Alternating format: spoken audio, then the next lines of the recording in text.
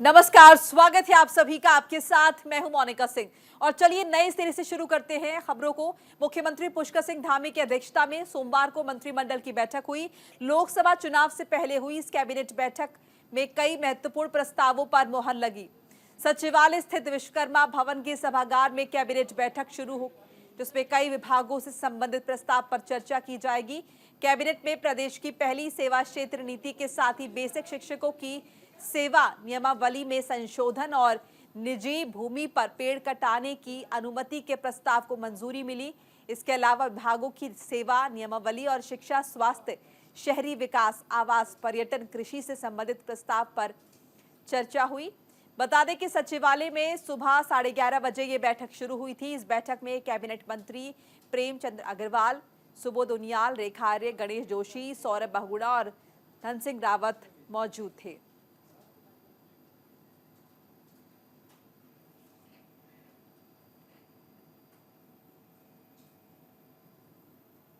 और धामी कैबिनेट में कई बड़े फैसले हुए, आपको बता रहे हैं। सरकारी अस्पताल में डायलिसिस सेंटर पर 100% प्रतिपूर्ति, वर्ल्ड बैंक के सहयोग से 630 करोड़ का डेवलपमेंट प्रोजेक्ट, लखवाड़ा परियोजना के तहत विस्थापन नीति को मंजूरी मिली।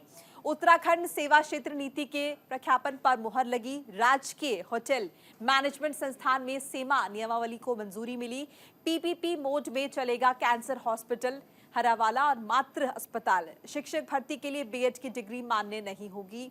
ये तमाम वो चीजें रही जिन पर बड़े फैसले आज लिए गए सीएम धामी की कैबिनेट के दौरान। ये तमाम बड़े फैसले आज लिए गए हैं, जो कि ग्राफिक्स के जरिए हम आपको बता रहे हैं। देहरादून में धामी मंत्रिमंडल की बैठक आज सुबह तकरीबन 11:30 बजे शुरू हुई और अभी ये बैठक चल रही है। कई अहम प्रस्तावों पर इस दौरान मुहर लगी और कई अहम प्रस्तावों पर मुहर लगने की उम्मीद जाहिर की जा रही है। चूंकि ये बैठक अभी जारी है और बैठक की अध्यक्षता कर रहे हैं उत्तराखंड के मुख्यमंत्री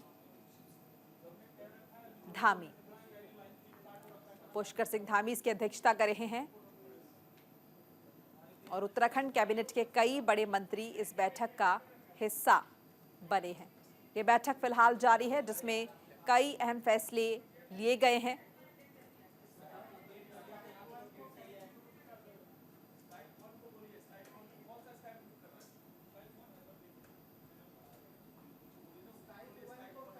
और उसी कैबिनेट बैठक की कुछ तस्वीरें हम आपको दिखा रहे हैं, जहां पर कई अहम प्रस्तावों पर चर्चा आज हुई। फिलहाल ये बैठक जारी है, जिसमें चर्चा की जा रही है। उत्तराखंड मंत्रिमंडल की बैठक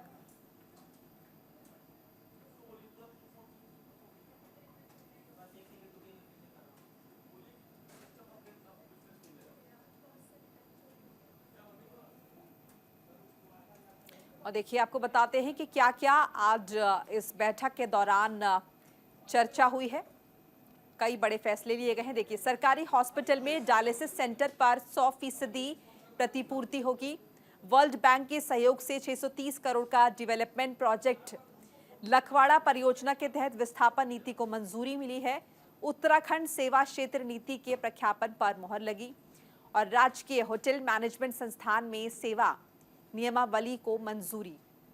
साथ ही पीपीपी मोड में चलेगा कैंसर हॉस्पिटल, हरावाला और मातृ अस्पताल। और साथ ही साथ शिक्षक भर्ती के लिए बीएड की डिग्री मान्य नहीं होगी। तो कई अहम प्रस्तावों पर कैबिनेट की बैठक के दौरान मुहर लगी है और अभी भी यहां पर चर्चा जारी है। आज सुबह तकरीबन 11:30 बजे मुख्यमंत्री पुष्कर सिंह धामी की अध्यक्षता में बैठक की शुरुआत हुई,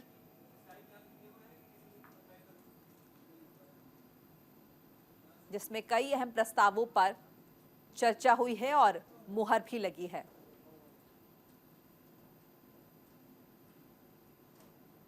और इसमें हॉस्पिटल को लेकर भी फैसले लिए गए।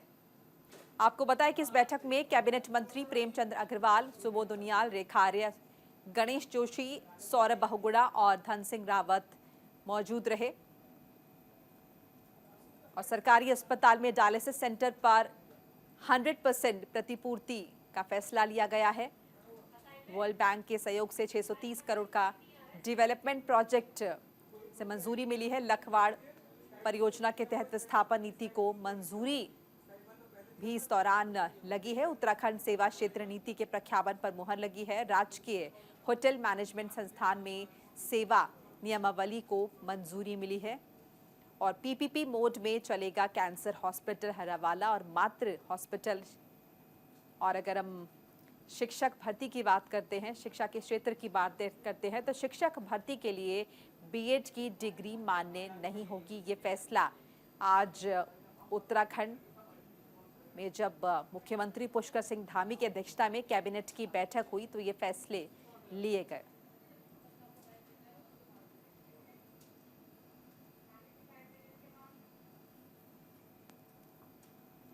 और ये देखिए, उत्तराखंड के मुख्यमंत्री पुष्कर सिंह धामी जब अपनी कैबिनेट की बैठक ले रहे थे, जिसमें कई अहम महत्वपूर्ण मुद्दों पर चर्चा हुई, तो उसी बैठक की कुछ तस्वीरें आपको टीवी स्क्रीन पर हम दिखा रहे हैं। तमाम मंत्रिमंडल के मंत्री यहां पर मौजूद रहे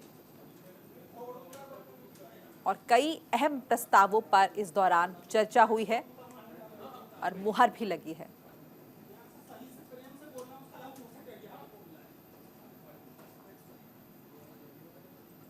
और देहरादून में मुख्यमंत्री कैंप कार्यालय में नियुक्ति पत्र वितरण समारोह का आयोजन किया गया, जिसमें मुख्यमंत्री पुष्कर सिंह धामी बतौर मुख्य अतिथि शिरकत करने पहुंचे। समारोह में कई विभागों के पदों पर चयनित अभ्यर्थियों को नियुक्ति पत्र वितरित किए गए। इस दौरान सीएम धामी ने कहा कि पिछले कई महीने से हर दिन नियुक्ति पत्र देने का कार्यक्रम लगातार चल रहा है। इसके पीछे सरकार का उद्देश्य है कि नवनियुक्त अभ्यर्थी अपनी नई सेवा और अधिक ऊर्जा से परिपूर्ण होकर नया काम शुरू करें। तो सीएम धामी ने चयनित अभ्यर्थियों को नियुक्ति पत्र बांटे हैं और नियुक्ति पत्र देने का कार्यक्रम लगातार चल रहा है। नई सेवा अधिक ऊर्जा से परिपूर्ण होकर शुरू करें, ये शुभकामनाएं उन्होंने दी। और ये जो कार्यक्रम है ये देहरादून में आयोजित किया गया। मुख्यमंत्री धामी ने खुद इस कार्यक्रम में बढ़ चढ़कर हिस्सा लिया। नियुक्ति पत्र देने का ये कार्यक्रम लगातार सरकार की तरफ से चल रहा है। न सिर्फ नियुक्ति पत्र बांटे गए बल्कि उन्हें शुभकामनाएं भी दी गई। कहा गया कि नई ऊर्जा के साथ, नई एनर्जी के साथ परिपूर्ण होकर नई सेवा की शुरुआत करें।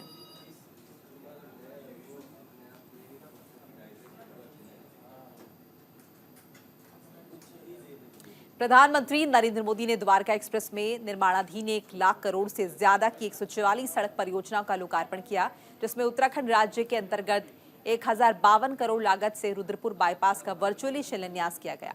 कार्यक्रम में मुख्यमंत्री पुष्कर सिंह धामी के प्रतिनिधि के तौर पर प्रदेश के कृषक कल्याण मंत्री गणेश जोशी वर्चुअली जुड़े। कार्यक्रम में बीजेपी प्रदेश अध्यक्ष महेंद्र भट्ट भी उपस्थित रहे। इस मौके पर काबीना मंत्री गणेश जोशी ने कहा कि प्रधानमंत्री नरेंद्र मोदी का उत्तराखंड से विशेष लगाव है। नरेंद्र मोदी के कुशल नेतृत्व में उत्तराखंड में कई महत्वपूर्ण परियोजनाओं की सौगात मिली है।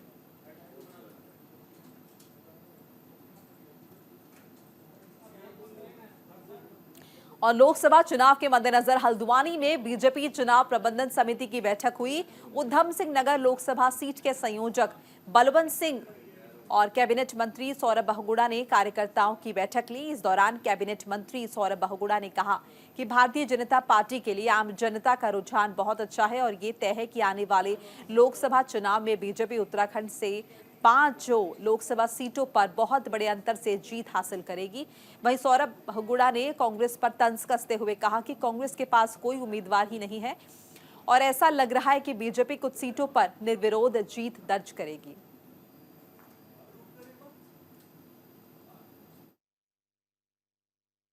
लगातार उत्तराखंड में पिछले 2 साल से, जब से सरकार बनी है पौने 2 साल से, हम लोग लगातार पब्लिक के बीच में हैं, लोगों के बीच जा रहे हैं, हर जिले में जा रहे हैं। बहुत अच्छा रुझान है भारतीय जनता पार्टी के लिए, माननीय मोदी जी के लिए। और मैंने अभी कुछ दिन पहले जब हमारी कैबिनेट थी 4 तारीख को, मैंने प्रेस के बंधुओं को एक स्टेटमेंट भी दिया था कि इस बार ऐसा हो सकता है कि 1-2 सीटें जो है कांग्रेस के पास कैंडिडेट ही ना हो और बीजेपी निर्विरोध जीते। और मुझे लग रहा है कि स्थिति बनने वाली है, क्योंकि कोई भी व्यक्ति टिकट लेने के लिए तैयार नहीं है कांग्रेस का। आप खुद देखिए, उनके बड़े नेता जो हैं, चाहे वो माननीय यशपाल आर्या जी हों, चाहे वो हरीश रावत जी हों, सब टिकट लेने से मना कर रहे हैं कि हमको टिकट। और फिलहाल वक्त हो चला एक छोटे से ब्रेक का, फौरन हाजिर होने का हिम्मत जाएगा। ब्रेक के बाद स्वागत है आपका। कांग्रेस हाईकमान ने हरक सिंह रावत को बड़ी जिम्मेदारी दी है। कांग्रेस के केंद्रीय नेतृत्व में हरक सिंह रावत को ओडिशा में आने वाले विधानसभा चुनाव और आम चुनावों के ऑब्जर्वर के लिए तैनात किया गया है। कांग्रेस अध्यक्ष मल्लिकार्जुन खड़गे ने यह जिम्मेदारी दी है। हरक सिंह रावत को ओडिशा के लिए AICC पर्यवेक्षकों के रूप में नियुक्त किया गया है। उनके साथ इस लिस्ट में मीनाक्षी नटराजन और प्रगट सिंह का नाम भी शामिल है।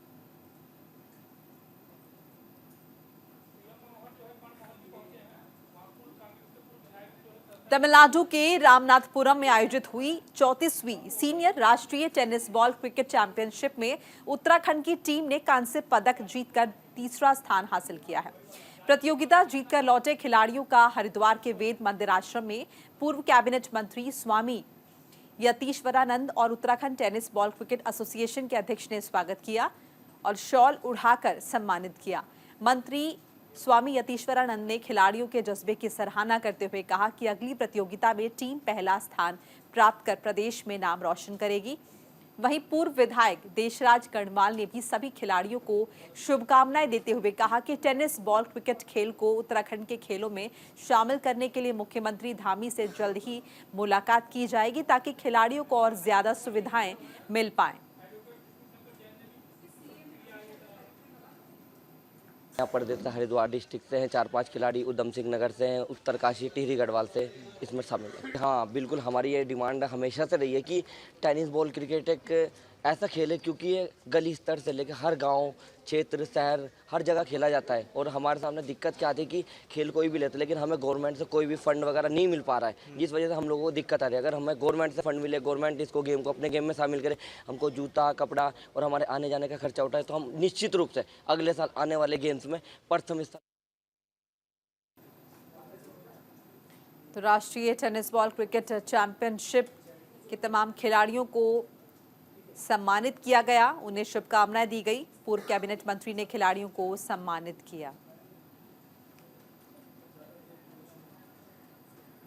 तमिलनाडु के रामनाथपुरम में आयोजित हुई 34वीं सीनियर राष्ट्रीय टेनिस बॉल क्रिकेट चैंपियनशिप में उत्तराखंड की टीम ने कांस्य पदक जीतकर तीसरा स्थान हासिल किया। प्रतियोगिता जीतकर लौटे खिलाड़ियों का हरिद्वार के वेद मंदिर आश्रम में पूर्व कैबिनेट मंत्री ने जोरदार स्वागत किया।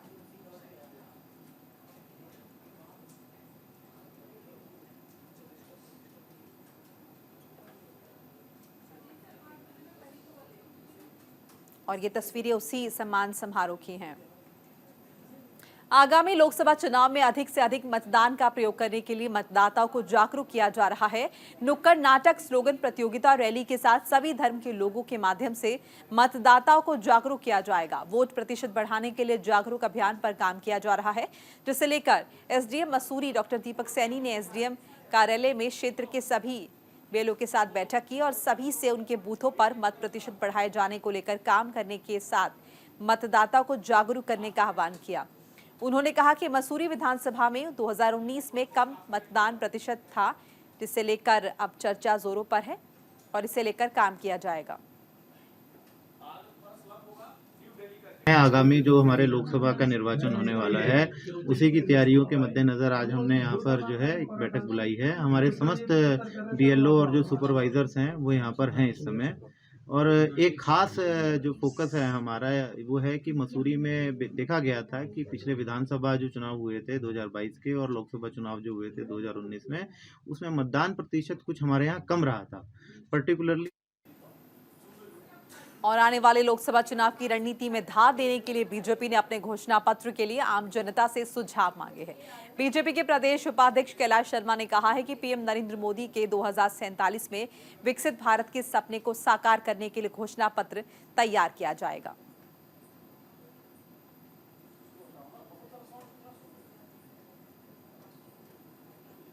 और इसी के साथ ही इस बुलेटिन में फिलहाल इतना ही। लगातार खबरों के लिए देखते रहिए न्यूज़ इंडिया। नमस्कार।